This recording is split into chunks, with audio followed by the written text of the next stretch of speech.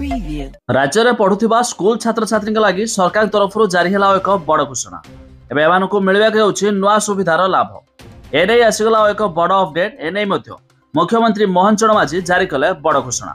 जाना पूर्व वीडियो को लाइक करूँ, सब्सक्राइब करनथिले एवं सब्सक्राइब करी पाखर थिबा घंटी चिन्ह को दबाई दियंतु। देखंतु एबे एक अपडेट रही 16टी जिलार प्राथमिक स्कूल प्रथम रु तृतीय श्रेणी परिवेश बदलिब।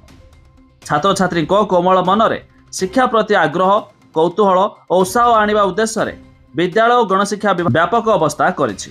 तबे श्रेणीगृह परिवेश को आकर्षणीय करने उद्देश्य मौलिक भित्तिभूमिर रक्षणाबेक्षण एवं मरामती सुविधा जोगाई देबाकू आवश्यक पांठि जोगाई देइछि।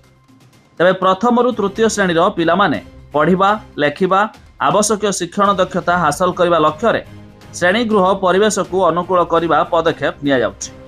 तबे श्रेणीगृह को शिशु सुलभ, आकर्षणीय और आनंदमय करने विभिन्न कांथचित्र, विभिन्न आकृतिर डेस्क, आलमारी, शैक्षिक उपकरण, शिक्षण सामग्री परिदर्शन व्यवस्था आदि कराजिबो।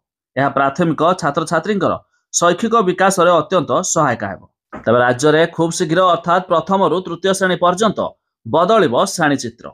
एने सरकार तरफ बड़ घोषणा जारी होइछि।